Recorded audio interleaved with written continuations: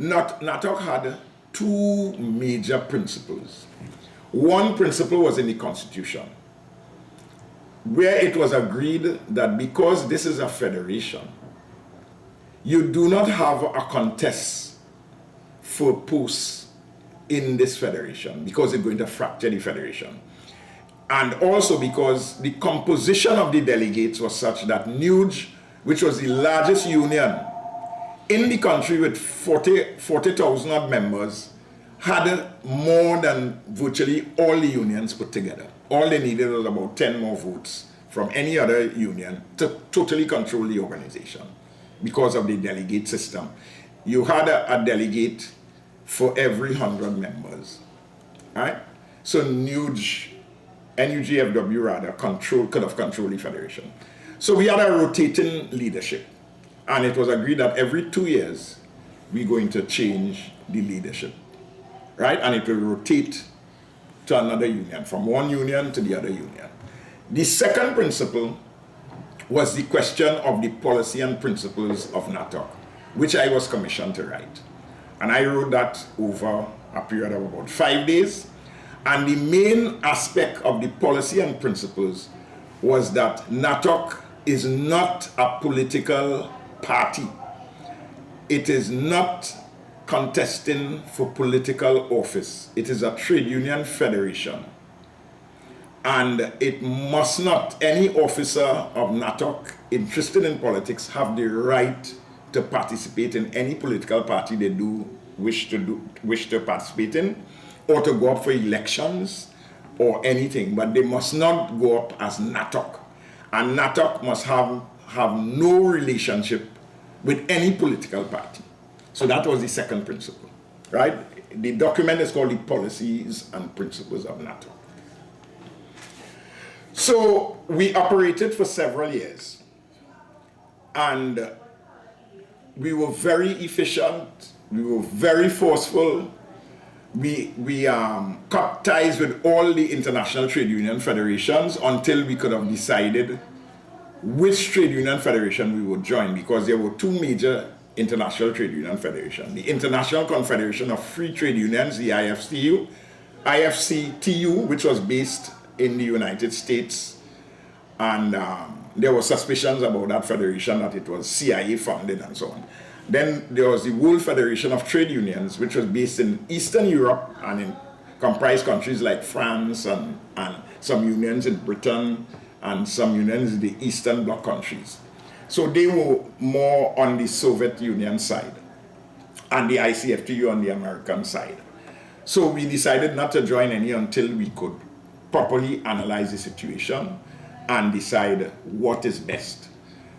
I think it has stayed so up to today. I don't know if any of the federations have any international affiliation. So the point I'm making here is that Natuc was hijacked from the beginning by MacLeod and Nathaniel Critchlow. They had absolutely no idea of how to run a trade union federation. They breached the policies and principles. They breached the position of rotation of leaders, and MacLeod stayed for 6 years as Natuc president, doing nothing, making no national achievements, and Natuc become a sort of dead horse. Because I had left after I fell out in the OWTU, and the MacLeod organized to expel me from the OWTU. I resigned from Natuc, and I had no position in the trade union movement. So Natuc died. They brought in Joe Young to try and revive it. It remained the same because there was no initiative, there was no ideas, there was no communication with the workers, and so on. So the violation of the policies and principles and the violation of the rotating leadership was the cause of Natuc being the way it was, because none of the guys who were leading had any experience in operating a federation. For instance, in CARICOM, you have a rotating leadership. That was the principle. That is a federation. You don't have election for posts. You have consensus to rotate And the only permanent structure in a federation or a union is the secretariat. That is permanent, right? Because it is a professional work, it's day-to-day work, it's full-time work, right? There was no consensus in decision-making in Natuc, right? And as I said, the violation of the principle of rotating leadership was never implemented. In a few years, after the 6 years of MacLeod rule of Natuc, non-rule, because Natuc did nothing, except they went to ILO conferences and so on, right? There was the election for the president of Natuc. They called an election, again violating the principle of consensus leadership and rotation. You had no cause for an election. It was all Trinidad Sugar Workers Union today as president. Next 2 years it will be OWTU. Next 2 years it will be Communication Workers Union. Next 2 years it would be NUGFW. The next 2 years it will be Seamen and Waterfront Workers Trade Union. All right? But they called an election. The election was held at OWTU in San Fernando. And that is recorded in the newspapers and so on.